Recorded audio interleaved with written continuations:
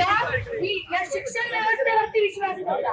मला वाटलं की शिक्षण व्यवस्था ही संविधानाने आपल्याला दिलेली शिक्षण व्यवस्था, संविधानाने दिलेले महिलांसाठी दिलेली इक्वालिटी, विद्यार्थ्यांसाठी दिलेली इक्वालिटी, यामुळे माझ्या भविष्यासाठी मला चान्स मिळेल. मी यावेळी नीटची परीक्षा दिली, परंतु नीटची परीक्षा यावेळी लीक झाली. मला स्वतःला माहिती आहे की सकाळी उठायचं 9 वाजता असायचं ते रात्री 9 वाजेपर्यंत ना माझ्या वर्गातली सगळी मुलं पुढच्या इयत्तांमध्ये निघून गेलेली होती आणि मी एकटी 12वी झालेली माझी आणि मी तोच अभ्यास परत करते ना. मला मित्रांना मला कोण ती वही आणि तो खोली एवढ्या यांच्यामध्ये आम्ही अभ्यास केला. का? कारण आम्ही ती नीटची परीक्षा देऊ शकू, नंतर आम्हाला मेडिकल करता येईल आणि नंतर आम्ही आमच्या फॅमिलीसाठी काहीतरी करू शकू. परंतु ते झालं नाही. का झालं नाही? तर करप्शन. बघा ना तुम्ही, मला सांगा तुमच्यापैकी कोण एक माणूस असा आहे जो डोळा बंद करून सांगू शकतो की हा हे बाबा सेक्टर आहे, इथं करप्शन नाहीये, इथे रस्त्यामध्ये करप्शन, एज्युकेशन मध्ये करप्शन, मिनिस्ट्रीमध्ये करप्शन, सगळीकडे करप्शन. आणि ह्या करप्शनने आज विद्यार्थ्यांचा बळी घेतला. जे आज 20 पेक्षा जास्त विद्यार्थी मेले हे या करप्शनमुळे, ह्या नीट मध्ये झालेल्या घोटाळ्यामुळे मेलेले आहेत.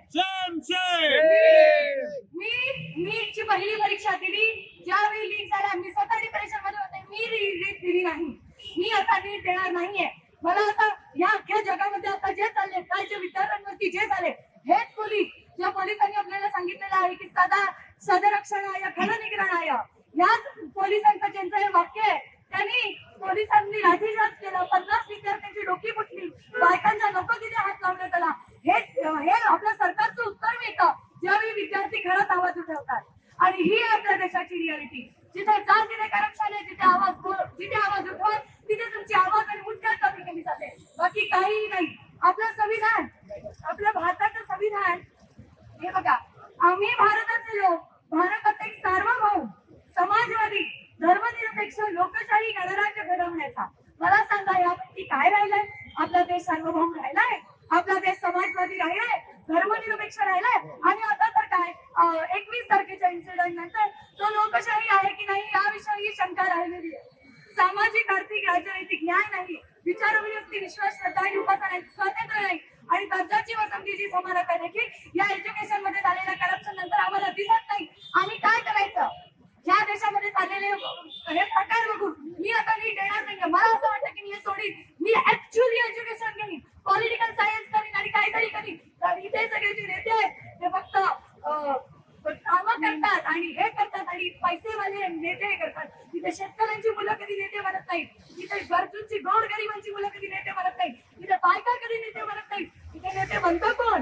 तिथे नेते ते बनतात जे मोठ्या नेत्यांच्या गाद्या काम करतात, त्यांचे पाय चेपून देतात, हे नेते बनतात. जे करप्शन करतात ते नेते बाहेर बीजेपी मध्ये जे रेप करतात ते नेते, जे करप्शन करतात ते नेते, त्यांच्यामुळे आपल्या भारतामध्ये अन्याय बसलेला आहे ते नेते आमचे.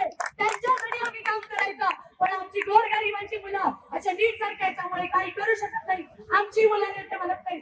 आम्हाला इकडे असं यावं लागतं. तर आम्हाला काही केला जिंदाबाद. आम्ही नेते बनले पाहिजे, आम्ही काहीतरी केलं पाहिजे. हे आमचं राज्य आहे. तुम्ही आमचे नोकर आहात, आम्ही मालक आहात. आमचा अधिकार झाला पाहिजे. धर्मेंद्र प्रधान राजीनामा द्या. आज माझ्यासारख्या अनेक मुलांचा तुमच्यामुळे नुकसान झालेलं आहे. अकाउंटेबिलिटी घ्या.